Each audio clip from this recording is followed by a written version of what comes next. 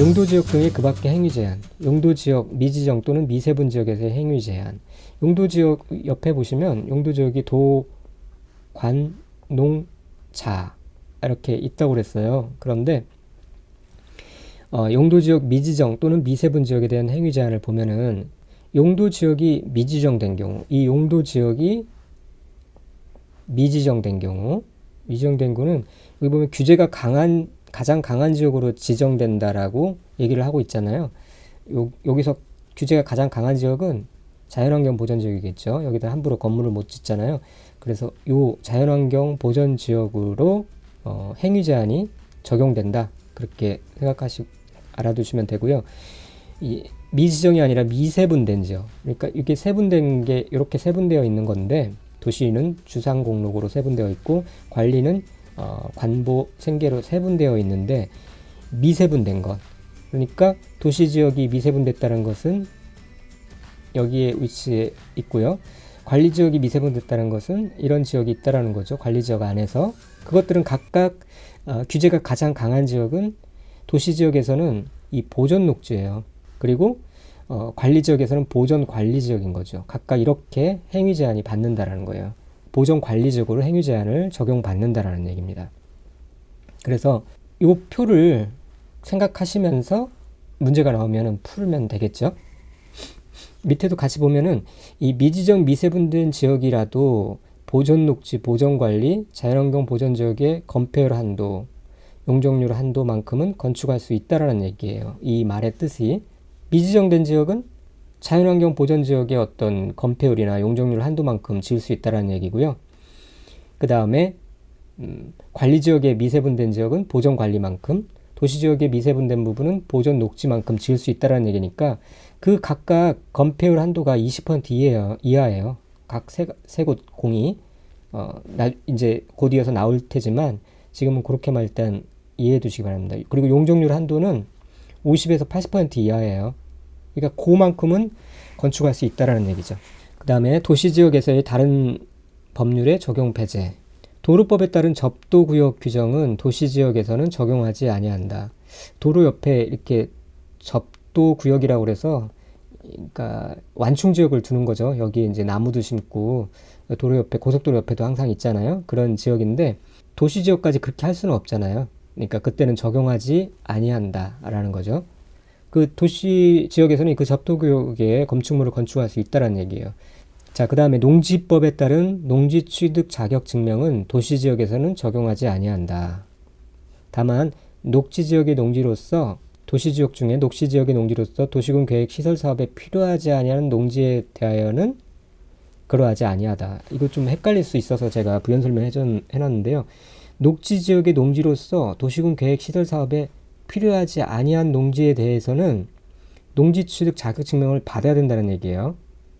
왜냐면 도시군 계획 시설 사업에 필요하지 않은 농지니까 거기는 이제 농지 취득 자격 증명을 받아서 농지를 취득하고 뭐 농사를 지어야 하겠지만, 해당 농지가 도시군 계획 시설 사업에 필요한 경우에는 농지 취득 자격 증명이 필요가 없는 거죠. 왜냐하면 도시군 계획 시설 사업 부지로 쓰일 거니까, 거기는 농사를 지을 곳이 아니니까 농지 취득 자격 증명이 필요 없다라는 거예요.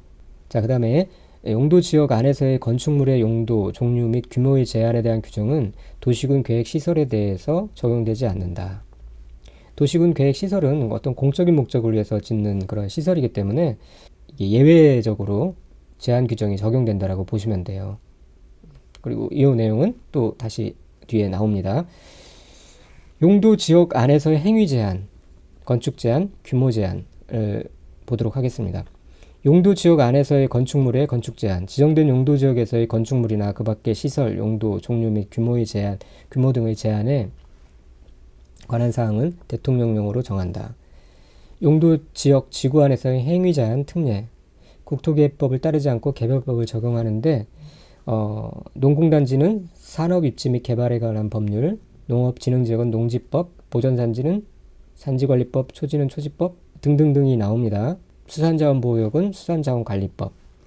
네, 쭉 한번 읽어두시고요. 뭐 여기서까지 시험 문제 나오지는 않을 것이지만 나온다 하더라도 대략 보면은 이해할 수 있는 부분이고, 또 선택할 수 있는 부분입니다. 용도 지역 내에서의 행위 제한. 이제 여기 이런 부분도 이제 나올 수 있는 부분이에요. 근데 이제 나오게 되면 좀 많이 힘들어하는 부분이죠. 자, 몇 가지만 좀 살펴보도록 하겠습니다. 단독주택의 설치 금지.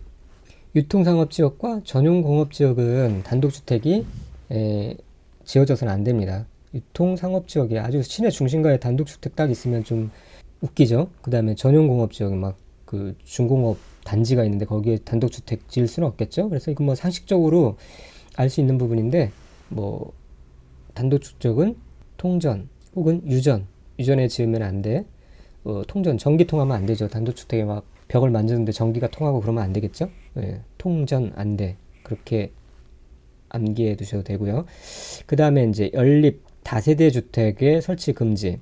연립이나 다세대 주택은 좀 더 많은 지역에서 지을 수 없도록 되어 있어요. 이거는 왜냐면은 단독주택보다도 이게 주택이 더 많이 들어가는 구조의 건축물이니까 유통상업지역, 전용공업지역 외에도 일반공업지역, 보전녹지지역, 보전관리지역, 농림지역, 자연환경보전지역 등의 연립주택과 다세대주택 설치가 금지된다. 그래서 연세대 가려면 통전일, 온통 전일, 하루 종일 뽀뽀하고 놀자? 그러면 안 되겠죠. 그럼 못 들어가죠, 연세대. 연세 통전일 뽀뽀농자 안 돼. 그렇게라도 좀 이렇게 암기를 해두시면 좋을 것 같고요. 그 다음에 아파트의 설치 금지는 이제 또 여기다가 뭐 더 추가됩니다. 일종 전용 주거지역, 유통지역, 전용 공업지역, 일반 공업지역까지는 동일하고요. 보전 녹지 지역이 아니라 전체 녹지 지역과 보전 관리 지역이 아니라 전체 관리 지역. 그 다음에 농림지역, 자연환경 보전지역에서 그 다음에 일종 전용 주거지역과 제1종 일반 주거지역에서 설치가 금지되는데, 설치 금지되는 지역을 암기하는 것보다 설치가 가능한 곳, 아파트 설치가 가능한 곳을 암기하는 게 좀 더 편리할 것 같아요. 그래서 2종 전용 주거지역과 2종 3종 일반 주거지역, 준주거지역에는 아파트 설치가 가능하다는 거, 이렇게 이걸 차라리 암기해 놓으시는 게 좋은데, 이렇게 암기해 두면은 좋을 것 같습니다. 아파트 이전 2, 3일 만에 하면 준주거, 거의 주거, 준주거. 아파트를 통째로 이전하는데 2, 3일 만에 만약에 해야 된다 그러면 준주거, 거의 죽죠. 그렇게 암기해 두시면 좋을 것 같습니다. 2종 전용 주거, 2종 3종 일반 주거, 준주거는 아파트 설치가 가능합니다. 그 다음에 밑에 부분도 쭉 한번 읽어주시고요. 일종 근린생활 시설에 설치 허용되는 것은 모든 용도지역에서 가능하고, 일학시설 설치 허용은 상업지역에서만 가능하고요. 숙박시설 설치 허용은 모든 상업지역과 계획관리지역, 자연녹지지역, 중공업지역에서만 가능하고요. 종교집회장의 설치 금지지역은 전용공업지역, 생산녹지지역, 생산관리지역에서 가능합니다. 종교 집회하는데 이렇게 막 공업지역 같은 데서 할 수는 없겠죠. 일반 음식점의 설치 금지, 전용 주거지역에서는 안 되고요. 유치원, 초등학교, 고등학교의 설치 금지, 전용 공업지역에서는 안 됩니다. 네, 이런 식으로 암기해 두시고요. 계획관리지역에서는 원칙적으로 4층 이하의 건축물만 건축할 수 있어요. 그래서 아파트를 건축할 수는 없지만 계획관리 지역에서 지구단위 계획구역이 지정되면 지구단위 계획으로 아파트를 건축할 수 있다는 사실도 참고로 알아두시고요. 그 다음에 건폐율과 용적률의 지정 기준. 자, 이제 또 복잡한 숫자들이 많이 나오는데요. 이 부분도 암기 코드 적용해서 암기해 두시면 되고, 여기서 이제 가끔 나와요. 매년 나오는 건 아니지만. 근데 이런 데서 틀리면은 진짜 안타깝죠. 억울하죠. 네, 그래서 나오면은 반드시 맞춰야 되는 부분인데, 이거 잘 암기해 놓지 않으면은 그냥 눈 뜨고 틀리는 부분이 또 이 부분입니다. 그래서 제가 암기 코드를 적용을 해드릴 텐데, 그런 식으로 외워두면은 쉽게 잘 암기할 수 있을 거예요. 이 암기 코드는 누구죠? 에듀윌의 광고 모델을 했던 서경석이죠. 서경석 님이 본인도 이제 그 중개사 시험에 합격했잖아요. 공부하면서 외웠던 이 암기 코드를, 이 부분 암기 코드를 얘기하는 것을 영상에다 잠깐 봤는데요. 그걸 좀 이렇게 응용을 했어요. 이게 똑같지는 않고 이야기가 맞아 떨어지도록 두 개를 연결해서 건폐율과 용적률을 연결해서 암기할 수 있도록 그렇게 말하자면 개사를 했습니다. 자, 먼저 건폐율은 이거는 먼저 외워두셔야 된다고 그랬죠. 주, 상, 공로. 그 다음에 주거지역은 전, 일, 준, 전용 1, 2종, 일반 1, 2, 3종, 준주거. 그 다음에 상업지역은 중, 일, 유, 근, 공업지역은 전, 일, 준, 녹지지역은 녹보생자, 관리지역은 관보생계, 도, 관, 농, 자 이렇게 암기해 두시라고 그랬고요. 자, 그 순서를 가지고 이제 이 숫자를 암기하는 건데 물론 주거지역에 뭐 5566, 57 그렇게 암기하실 수도 있고요. 상업지역은 9887 암기할 수도 있고 07 암기할 수도 있고 나머지는 다인데 이제 계획관리지역만 40% 그렇게 이제 암기하시는 건데 이렇게 한번 생각해 보세요. 주 5, 6, 7, 3, 5 하면서 사는 건 좋은데 주 5, 6, 7 단지 중간에 있는 제3종 일반 주거만 50%죠. 이것만 좀 숫자가 증가되는 패턴에서 약간 예외적인 거니까 그래서 주 5, 6, 7, 3, 5 하면서 사는 건 좋은데 상, 구야 빨리 칠하자. 그 뭐 페인트 칠을 하는 거예요. 그렇게 탱자탱자 놀면은 0칠라. 그러다 0칠라. 그 밖에 나머지는 2예요. 그 나이. 계획 관리는 사니까 계사 살면 되겠니? 계사가 뭐예요? 닭장이잖아요. 그래서 그렇게 암기하면은 쉽게 암기할 수 있을 것 같고요. 자, 그 다음에 이제 용적률이 좀 더 복잡한데 그렇게 이제 일을 하다가 상고가 일이 힘들어서 어떤 용적률을 외우는 거예요. 용적이라는 회사에 취업했는데 이거 괜찮아요. 이 회사가 주거는 100% 해결해 주노. 주거는 100% 해결해 준대요. 그래서 주거는 100 플러스 5, 50씩 증가되는 겁니다. 100, 150, 200, 250, 300. 그 다음에 준주거는 준오 500. 그렇게 암기를 하시면 될 것 같고 상업지역은 그런데 그 회사가 상업지역인 천호동에 있다 보니까 마일을 입고 다녀야 해요.